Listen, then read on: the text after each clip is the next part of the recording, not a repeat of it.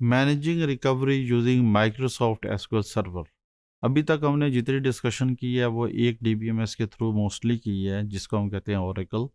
अब हम देखते हैं कि रिकवरी क्या किसी दूसरे डीबीएमएस में कैसे मैनेज होती है। तो हमारे डेटाबेस एडमिनिस्ट्रेशन कोर्स में हमने एसक्यूएल सर्वर को भी अडॉप्ट किया हुआ है, ताकि आपको एक डिफरेंट एंगल से आइडिया मिले कि बाकी डीबीएमएस जो हमारे पास सॉफ्टवेयर पैकेजेस हैं वो कैसे मैनेज करते हैं। तो SQL server is another very important DBMS available in the market and being used by many people.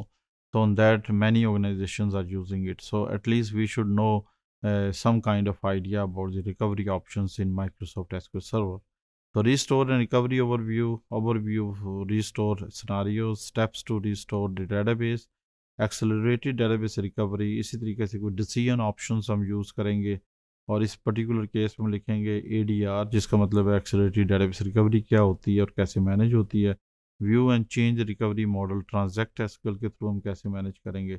इस तरीके से database recovery files Aries using ADR कैसे होगी। रिस्टोर एंड रिकवर ओवरव्यू का मतलब यह है कि recover SQL server database from failure point of view, और फ्रॉम फेलियर स्टेजेस से हम इसको कैसे मैनेज करेंगे, और मीनिंगफुल स्टोर सीक्वेंस कैसे होगी। Database as a complete database restore होनी चाहिए, data files as a file restore होनी चाहिए, और डाटा पेज जिसको हम बल्क लोड या स्टोरेज इंडिविजुअल डेटाबेस कैसे मैनेज करेंगे। Restore scenario in SQL Server is basically managed with the restoring of data from one or more backups and then recovering the database. तो complete database store होनी चाहिए और file is restored as individual files manage हो।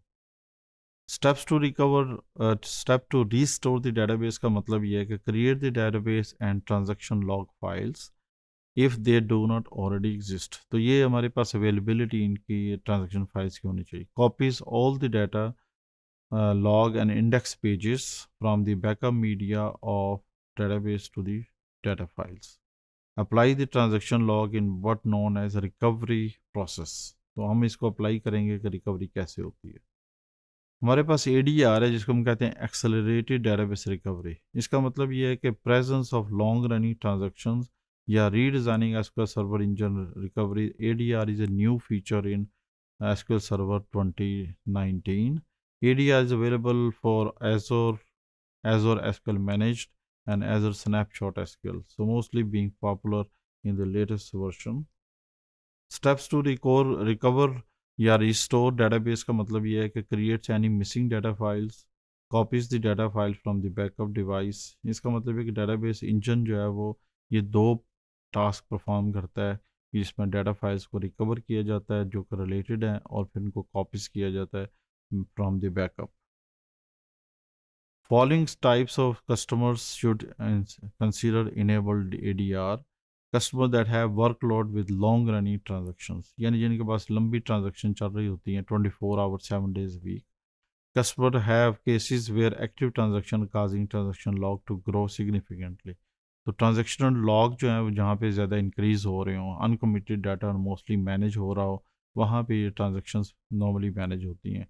Customers that have experienced long period database unavailability due to SQL Server long running recovery। तो बाज़ दफ़ा database जो है वो रिकवरी ऑप्शंस में काफ़ी डिले करती है। उस पर्टिकुलर केस में ADR is a new feature and adopting feature in SQL Server। Similarly हम ये देखते हैं कि हमारे पास ट्रांजैक्ट SQL के थ्रू हम कैसे इसको मैनेज करते हैं, या SQL के थ्रू कैसे मैनेज करते हैं। तो हमारे पास है to view change recovery model transact SQL।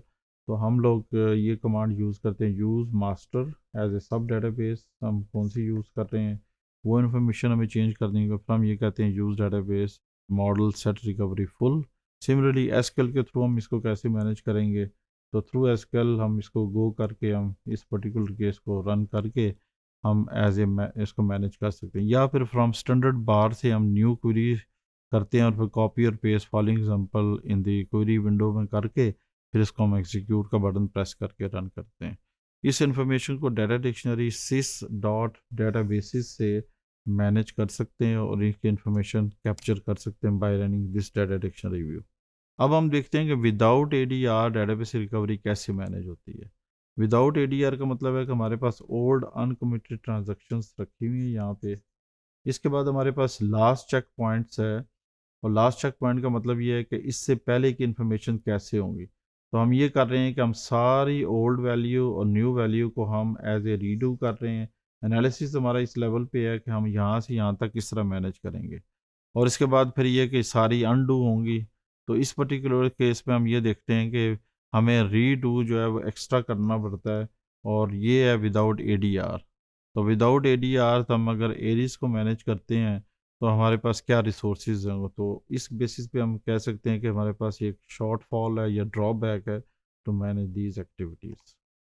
जब हम डेटाबेस रिकवरी एरीज मैनेज करते हैं यूजिंग एडीआर, तो हम ये देखते हैं कि हमारे पास रीडू फ्रॉम एस लॉग से हम इस चीज़ को पहले मैनेज कर लेते हैं, जो कि पहले हुआ होता है, और ये non version of are copy to the S log manage हो जाते हैं। तो ये पर्टिकुलर केस जो हमारे पास बेनिफिशियल है, और इस केस में फिर हम ये देखते हैं कि सिर्फ वो पोर्शन जो कि हमारे पास रीडू नहीं हो सकता, उस पोर्शन को हम रीडू कर लेते हैं, और ये हमारे पास सबसे बेनिफिशियल ऑप्शन है। And only this position of the transaction log is basically scanned, and this scanned portion is normally need to be done as a redo option, and the rest of the resources are saved. तो ये जो resources हैं इनको हमें redo करने की ज़रूरत नहीं पड़ती, और ये हमारे पास एक अच्छी ऑप्शन है और एक enhanced ऑप्शन है by using ADR.